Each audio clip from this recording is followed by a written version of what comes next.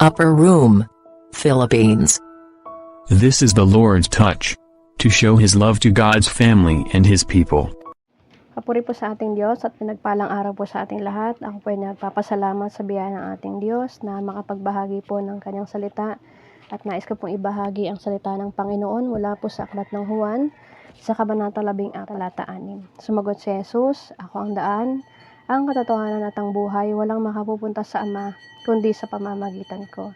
Ano po ang nais po nating tukuyin mula sa talatang ito na winika ng Panginoong Jesus? Dito makita po natin ang pagtukoy ng Panginoon sa kanyang sarili na sa pamamagitan lamang niya natin makikita ang daan ng katotohanan at ang buhay. I want to share the one of I am statement of Jesus. At pag sinabi pong I am or ako nga, ito po yung ako nga ay pagkakilanlan mo o pagkatao mo patungkol sa iyo, karakter mo. I am, you acknowledge yourself, you address yourself. Tulad ng winika ng Panginoon, I am the way, the truth, and the life. No one comes to the Father except through me. Amen. At pag sinabi nga I mean strong. Sa atin po, I mean strong, I am able, I am friendly. Ay, lahat ito patungkol sa ating sarili. At ganun yung nais ng Diyos na makita po natin sa Kanya na tulad ng winiwika po niya sa aklat po ng Juan. At alam niyo po sa gospel po ni Matthew, ni Mark, Luke, and John, meron pong sitwasyon doon na tinakip ang Panginoong Jesus at nung siya nadakip, hinarap siya sa Sanhedrin. Sanhedrin po is a Jewish court. Dito po sa atin ay Supreme Court. May sitwasyon po doon na ang mga punong saserdote at buong Sanhedrin ay naghahanap ng maipaparatang kay Jesus upang maipapatay siya. Ngunit wala silang makuha. Sa may verse 60, tumindig ang pinakapinong saserdote sa harap ng kapulungan at tinanong si Jesus, "Anong masasabi mo na paratang nila sa iyo? Bakit di ka sumagot?" Ngunit hindi umimik si Jesus, hindi siya nagsalita gaputok man. Muli siyang tinanong ng pinakapinong saserdote, "Ikaw ba ang Mesiyas, ang anak ng kataas-taasan?" "Ako nga," sagot ni Jesus, "at makikita ninyo ang anak ng tao na nakaupo sa kanan ng makapangyarihan sa lahat. At makikita ninyo na siya'y dumarating nasa alapaap ng langit."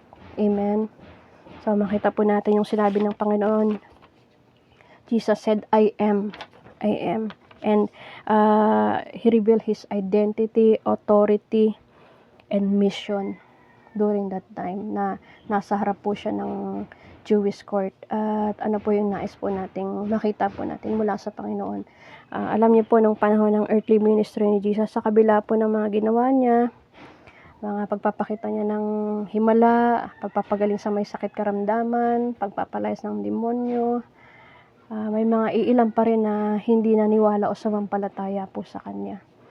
At alam niyo may sitwasyon po doon sa Marcos chapter 3, sabi po niya, tiningnan niya yung mga tao sa paligid niya.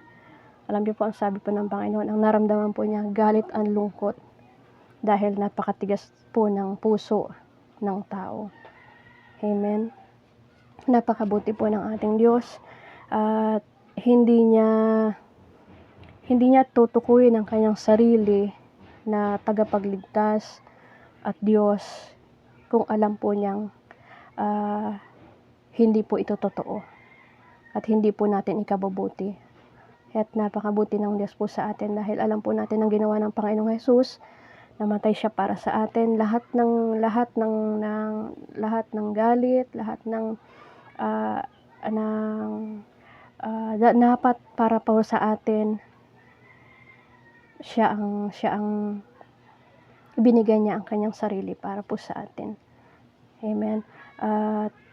Nais nga po niya na makita po natin mula sa kanya, Acts chapter 4 verse 11 to 12, Jesus is the only way to God. John chapter 8 verse 37, Jesus is the real truth.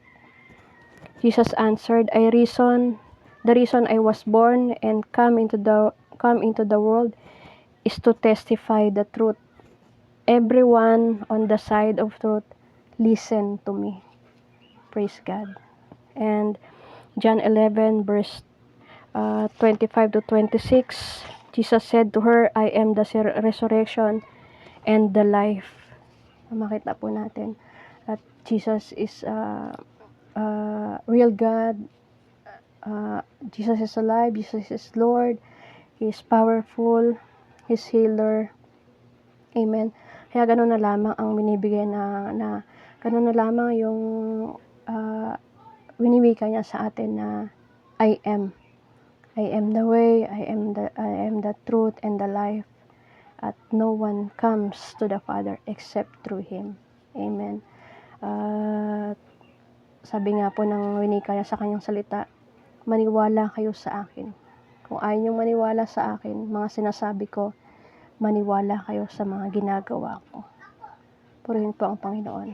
At salamat po sa kanyang kabutihan, salamat po sa kanyang pagmamahal po sa atin. At yun lamang po. Let's embrace the fact, not just embrace, let's believe the fact na Jesus is Lord, Jesus our Savior, Jesus is God, He is real. Amen. Dahil yun yung kailangan natin para